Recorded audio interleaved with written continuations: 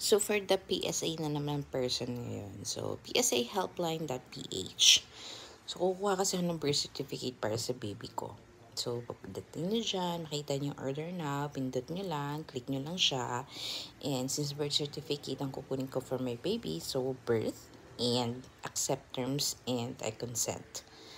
So, kailangan mo siyang i-click bago mo makita yung continue dun sa lower portion. Click nyo lang yung continue.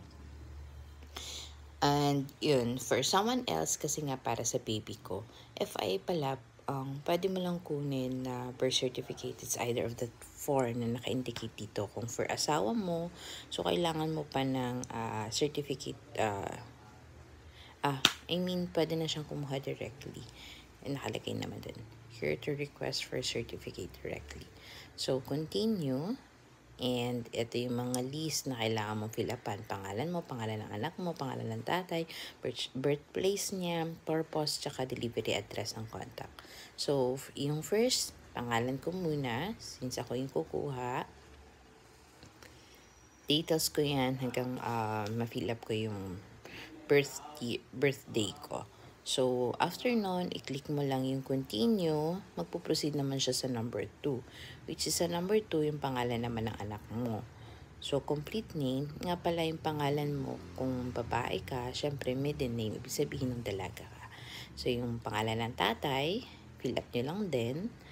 And continue.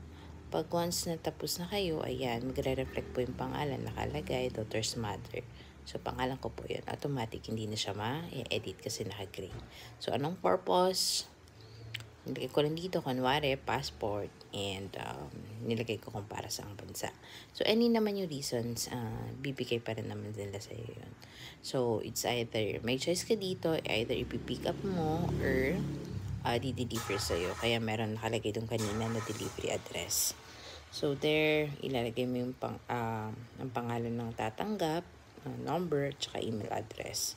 Magkaka-receive kayo niya na notification later based sa number na binigay nyo. Doon kasi magsisend ng notif kung okay na for payment. So, ayan, for payment na tayo. May QR code naman silang ibibigay.